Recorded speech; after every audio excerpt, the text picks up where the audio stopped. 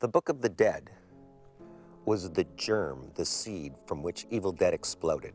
So when we made the first movie, it was originally entitled Book of the Dead. It was called Book of the Dead because Sam was in ancient history class and heard about the Book of the Dead, and that name stuck with him, and he said, oh, what if somebody finds it and it possesses him? So it was the key that unlocked the whole writing process for him to write the first movie, Evil Dead.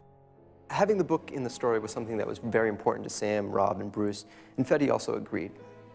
The idea that this is an ancient book that was created that gives birth to the demonic force, but it also explains how you can expel that force.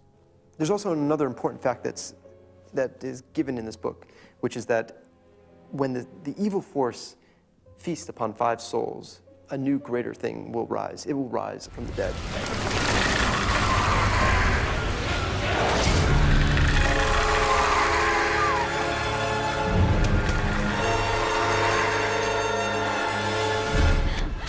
And so it's kind of a working document that over the years people have expanded upon, writing in notes, warning people to not say the words, to not give birth to this terrible entity.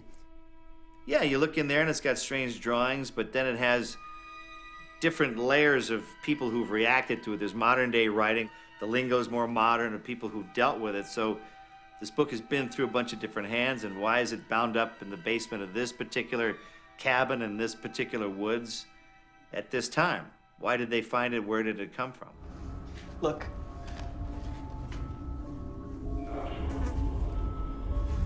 Shit, man. What the fuck happened here? And I think the origin of it is always going to be a little mysterious. It's a book, it's bound in human flesh.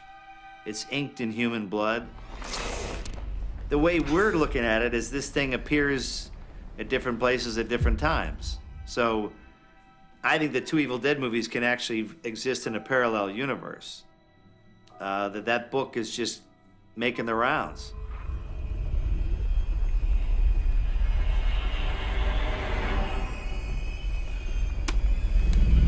And to Eric, who's a high school teacher, I think that that's the coolest find that you could see. But obviously, it's not a normal book.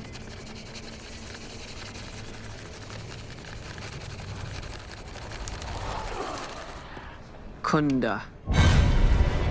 Once he says those words, everything starts going wrong. Estrada.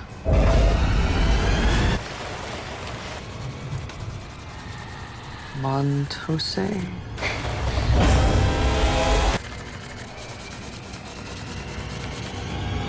Honda. Like, did I make all this happen? Because I'm not hallucinating. She just shot her brother.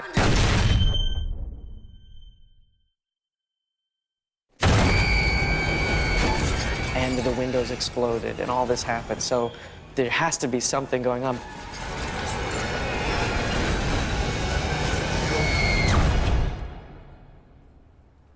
You are all going to die tonight. One of the most important ideas is, how do you end the demon? How do you put the demon to rest? And it's very specific in the book. It talks about 3 ways in which that can happen. A live burial.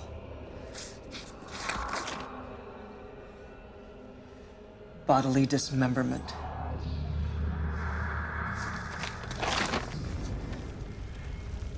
And purification by fire. To me, in a horror movie, you got to have the rules clear. What unleashes the monsters and what gets rid of them. And this movie's pretty clear what the different ways you can get rid of a demon, someone who's possessed, and that none of them are good.